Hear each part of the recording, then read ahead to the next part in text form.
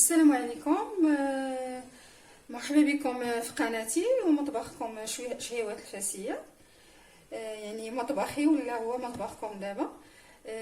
ونتمنى ان شاء الله تكونوا بخير وعلى خير والاحوال ديالكم طيبه، ونتمنى لكم ان شاء الله دوزوا عطله سعيده.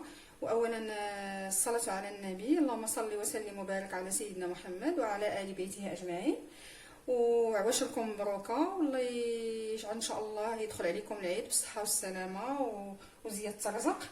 ودابا غادي نحضروا كيكه ديال الحامض. كتجي بالنسبه الحامض كنحتاجوا فيها 3 الكيسان ديال العنبه ديال الفورس، دقيق الفورس عندي مغربل هنا. ضفت له 3 ديال الخمارات ديال الحلويات حمراء، 4 ديال البيضات، 2 كيسان ديال السنيده. غتقولوا لي يعني 2 كيسان بزاف، ولكن حيت انا دايره كاس اللارب ديال العصير الحامض يعني باش ما تجيش الكيكه حامضه، وشويه ديال الملحه، والقشره ديال الحامض اللي عصرت حكيتها، وكاس ونص ديال العنبه ديال الزيت. ونبداو على بركه الله. غادي ناخذوا غنديروا 2 ديال كل خليط بوحدو، وعاد غادي نشركوه. غنديروا هنايا بيض البيض، غادي نفصلوا البيض على الصفر. هنا غنديروا بيض البيض غادي نطلعوه يعني الناج يعني ثلج، والاصفر غنديروه في الناحيه الثانيه يعني في السكيره الاخرى.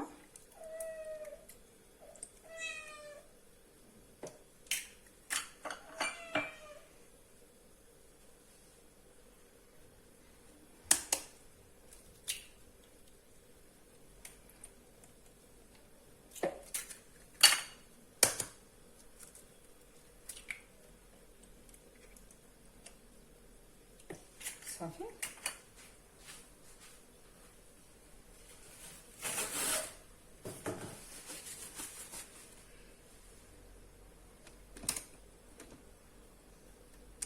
دابا غادي ناخذوا كاس ديال السنيده، غادي نديروا واحد هنا، غنطلعوا معاه مع الصفر،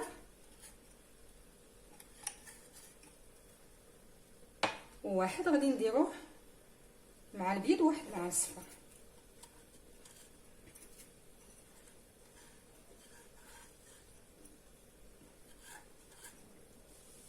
غادي نديرو شويه ديال الملحه باش البيض كيطلع لنا، وشويه مع الاصفر.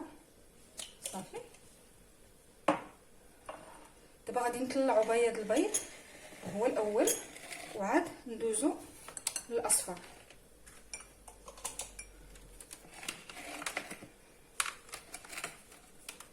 هانتوما انا غادي نطلعو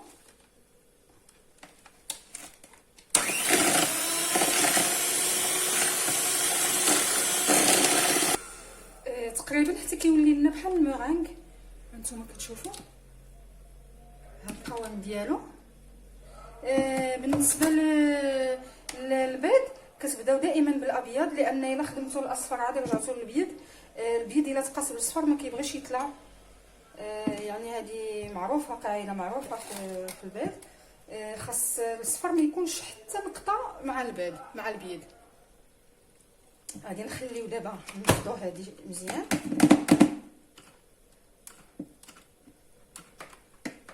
نخليوها جانبا، وغادي نطلعوا هذاك الاصفر. غادي نزيدوا له قشره ديال الحامض. عندي هنايا حامض اللي عصرت 2 حامضات متوسطين، خديت القشره ديالهم. صافي كافيين، هاد شويه اللي درت كافي. ودابا غادي نطلع هذا الصفر عاوتاني بحال اللي خدمت، تيولي كريمي بحال اللي خدمت الابيض. غادي نخليه من هنا ونصايب هذا ونرجعو. صافي هو هذا خدمته، نتوما كتشوفوا كيولي حتى هو يعني كريمي. نتوما كتشوفوا الخيوط اللي كيطلع. غادي نضيفوا له الزيت كاس ونصف. دائما كاس العبار ديال العنبه.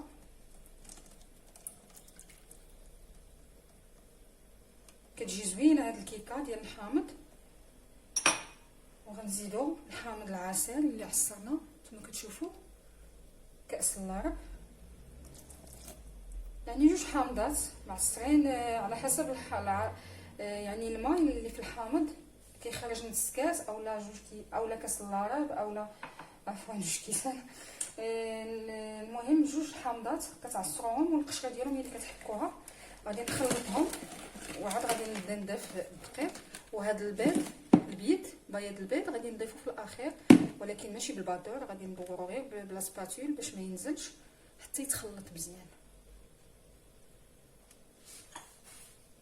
صافي غادي نهبط. انا عندي مغربل 3 كيسان دقيق الفورس، 3 الخمارات،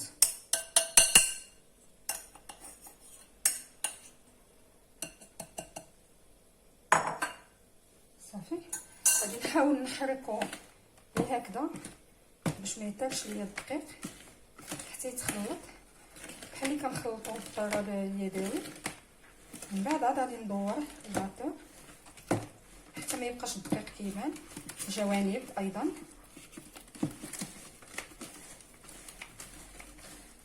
صافي دابا غادي نشغل الطراب، غادي نخلطو مزيان وعاد نضيفو بياض البيض.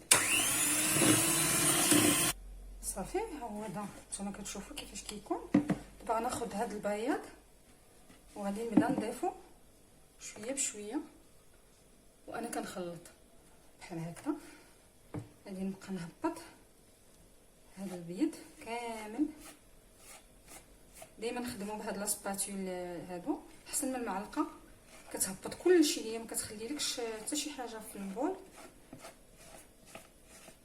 يعني ما كتخلي ولا شيء.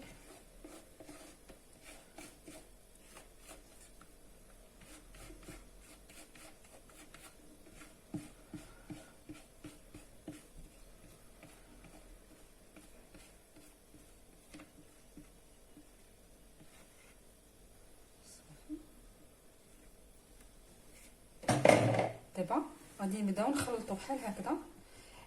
كتشوفوا انك كتخلط بحال العجين ديال واحد الكيكه كنت درتها ما فيهاش لا زبده لا زيت، يعني لا خميره.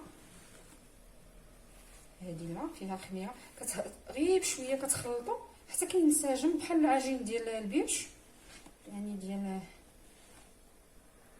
رولي. خاصكم غير بشويه باش داك الخليط كيتخلط، ولكن البيض ما كينزلش ليكم، كيرجع شما. هانتوما غير بحال هكذا وكتطلعوا من التحت، لان الخليط الاول خاصو يتخلط مزيان مع هذه. كتجي خفيفه بزاف هاد الكيكه، وان شاء الله الا جربتوها غادي تبقاو دائما تولي عندكم، يعني هي المفضله. صافي كتخلطوا دائما بحال هكذا.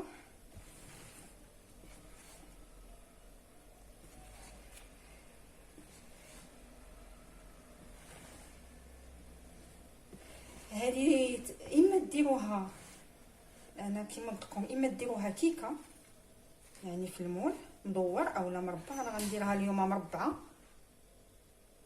هانتوما حاولوا تطلعوا من الوسط باش ما يبقى لكمش الخليط مفروز على الاخر، الاول على الثاني. نتوما كتخلطوا، نتوما كدوروا وتجمعوا جوانب بحال هكا. ناخذ واحد المعلقه غادي نخويو لا سباتول باش حتى هي الا كانت فيها العجين الاول باقي لاصق نكرطوها باش حتى هو يتخلط بحال هكذا.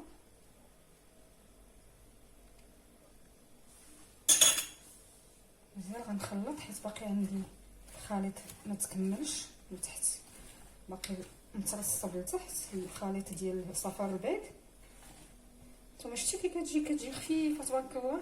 ممكن ديروها كيما قلت لكم في المول، اولا ديروها في داك المول الكاري ديال الافران ديال الضو، وديروا لها الكاريط يعني بابي كويسون ديال الكوزينه اللي كيصلح للفور، وتخويوها فيه وتسيحوها كامله، يعني كتجي كبيره. وابخي منين كطيب ديروا لها مثلا كريمه، وابخي كتخليوها تشد راسها، ومن بعد كديروا لها الشوكولاط على الوجه وكتقطعوها كتجي بحال ميراندينا. هذا كيجي، ولا اما دهنوه بالقشطه كيما قلت لكم لا كريم شونتيي، وتغبروا لوز او لا اي حاجه عندكم ديال يعني كركاع ولا لوز زبيب بيستاش اي نوع، وكتروليوه بالكاريط ديالو. وكتخليوه حتى كيبرد، ديروه في الثلاجه حتى يبرد مزيان، ومن بعد كتقطعوه طرونش. كتجي داك البسكوي مع كيجي بحال البسكوي غولي، البسكوي مع لا كريم فريش او لا شونتيي مع داك المكسرات، كيجي رائع حتى هو. يعني بزاف ديال الاشكال ممكن ديروا بهذا العجين. هو على الطيبه ديال الحامض ممكن ديروا له من بعد كيقول لكم مربع، ديروا فيه كلاصاج ديال الحامض ديال السيترون. ممكن تخدموها بالفلان الفاني وديفولو، يعني مبشور الحامض اولا روح ديال الحامض، باش كتجي حتى الطبقه الفوقانيه كتجي حتى هي مدسمه بالحامض.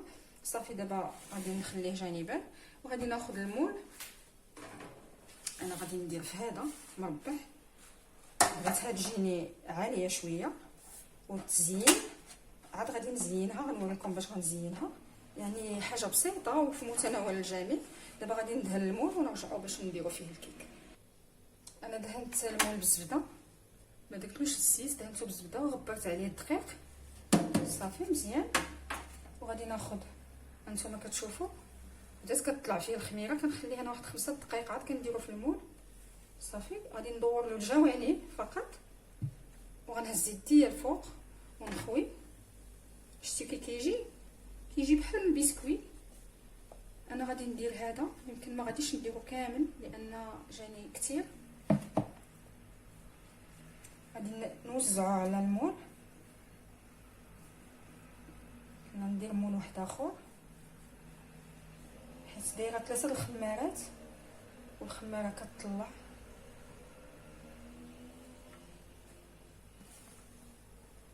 نتوما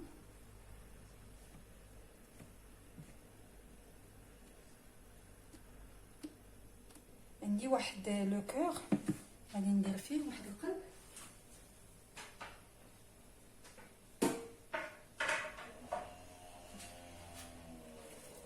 انا غادي ندهنو ونرجعو نصوبو فيه. انا شعلت الفران على من تحت على 180 درجه كما قلت لكم. هو هذا لو كور اللي عندي باش ما تجينيش الكيكه عاليه بزاف غليظه، ما بغيتهاش تكون غليظه يعني مرتفعه. غادي ندير هاد لو كور حتى هو،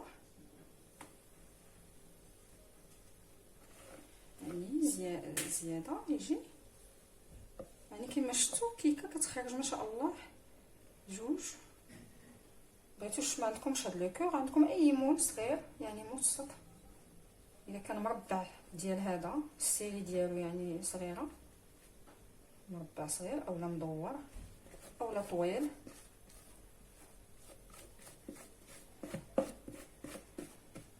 ممكن نضيف شويه بازال هنا، هي راه كتنزل بوحدها، هي كتاخذ الفورمه ديال المول يعني بلا ما تبقاو تحركوا فيها.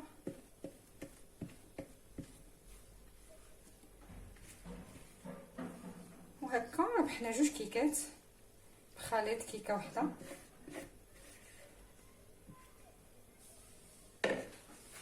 غادي ننزلوا هذا العجين اللي باقي لاصق لنا في السباتيل.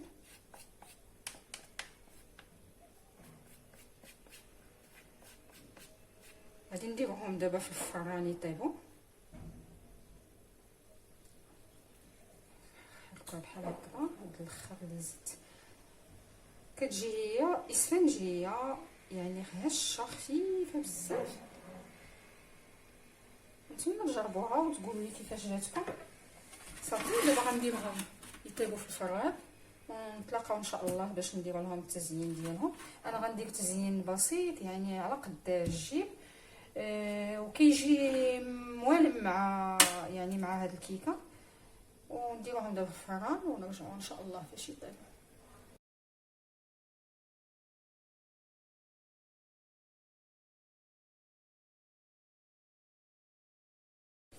الكيكات ها هما دو طابو. هذه اللي جات كاريه هانتوما، وهذه اللي جات كاب على شكل قلب. نتوما كتشوفوا كتجي بحال ان بسكوي وكتجي مقرمشه وهشه من الداخل. دابا باش غادي نزينها، غنزينها. هي راه خفيفه خاصها تتكل هكذا. غندير كونفيتور ديال المشماش، ماشي السائل هذاك ديال الماكله، هو اللي غادي نخلط هكذا. ممكن تخليوه على طبيعته، ممكن ديروا له منوي مثلا ديال الفرامبواز اولا ديال الفريز، يعني اي نوع بغيتو. انا غنخليه غير بحال هكذا. غادي ندهنوها. هذه كما قلت لكم يعني تزيين على قد المستطاع الموفر عندكم في البيت. غادي ندهنها بالكونفيتور وغادي ندير عليها جوز الهند، يعني كتغيير ماشي دائما الشوكولات اولا الكريمه. هذه كتجي بالكونفيتور والكوك كتجي بنينه زوينه، يعني المذاق ديالها. غدهنوها كامله ودغيا كطيب، يعني نصف ساعه في الفران على 180 درجه. دهنوها مزيان باش منين ديروا لها الكوك يلصق. اللي بغى ياكلها بحال هكاك راه كتجي زوينه، واخا بلا دهن، يعني بلا تزيين. صافي حاولوا دهنوا الجوانب مزيان.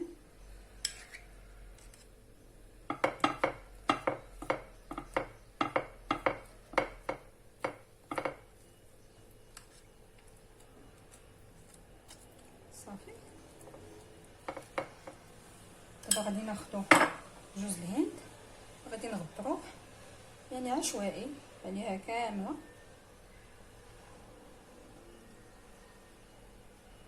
بحال هكذا.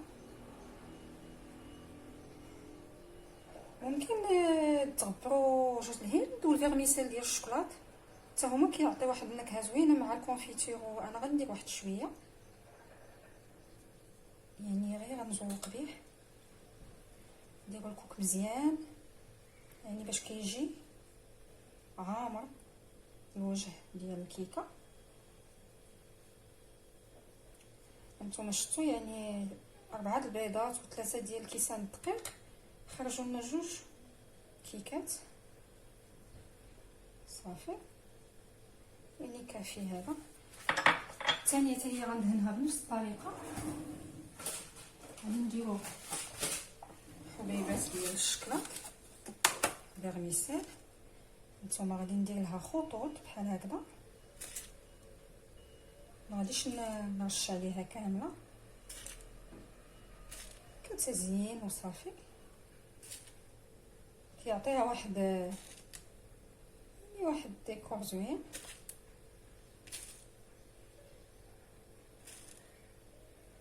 اللي ما بغاش صافي خليها غير بالكونفيتور والكوك. كما قلت لكم التزيين كيبقى على حسب الاختيار ديال كل واحد. المهم كي كنقول دائما القاعده يعني الكيكه هي اللي كتهمنا، اما التزيين كل واحد له عنده الاختيار يزين باش ما بغى. ممكن تدهنوا بالكونفيتور وتغبروا عليها لوز افيلي ولا كاوكاو افيلي ولا مبشور، يعني كيما بغيتو. ثم غادي ندير لها واحد تزيين كتجي حتى في المنظر كتجي زوينه.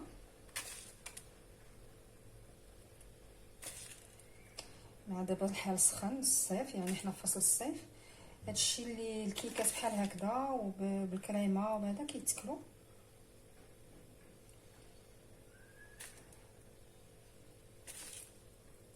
صدقوني غادي تجربوها وغادي تعجبكم. انا كانت عطاتها لي واحد الصديقه ديالي فاش كنت ساكنه في كازا، هي اللي عطاتني المقادير. اسماء العلج هي اللي عطاتني المقادير ديالها، تما كنديرها يعني كتجي كتعجبني، كتجي زوينه. صافي غادي نزين الثانيه ونرجعوا نشوفوا كيفاش هي. انا زينت الكيكات اللي حضرت اليوم بالنسمه ديال الحامض، وزينتهم كما شفتوا بالكونفيتور وجوز الهند والفيرميسيل ديال الشوكولات. ونتمنى ان شاء الله تجربوهم. ومن هذا يعني من المطبخ ديالي كنوجه التحيه ديالي لعائلتي كامله في فاس وخارج ارض الوطن وفي كازا في المحمديه، يعني عائلتي كلها كنوجه لها. وعائلتي ما ننساش في وجده وبركان وفي الجزائر. وكنتمنى ان شاء الله يكونوا بخير واحوالهم طيبه، وكنبارك لهم العواشر. وهاد الكيكه يعني كنشكر الصديقه يعني ديالي في كازا اللي كانت عطاتني الوصفه ديالها، اسماء العلج. وكنوجه تحيه للصديقات ديالي اللي موجودين في كازا كلهم، وحده وحده يعني كاملين، وما عمري ننساهم. ودوزنا ايام زوينه. وانا واخا يعني ما بقيتش معاهم في نفس المدينه، ولكن عمري ما ننساهم ودائما على بالي. وكنقول لهم كنبغيكم بزاف وتوحشتكم. وهذه الكيكه اللي حضرنا. وما تنساونيش من اللايك والبارطاج. وهانتوما شوفوا ما شاء الله كتجي هشيشه بزاف ومجعبه من الداخل. انا غادي نقطعها وغادي نوريها لكم كيفاش كتجي. وان شاء الله نتمنى تكون عجبتكم الوصفه اليوم وتجربوها وتخليوا لي التعليق. وما تنساونيش من اللايك والبارطاج وتفعلوا الجرس باش يوصلكم الجديد. والى فيديو اخر ان شاء الله، وعواشركم مبروكه. كيعطيها واحد النكهه رائعه ومذاق زوين نسمد الحامض. ونتمنى ان شاء الله تجربوها وتخليوا لي التعليق كيفاش جاتكم.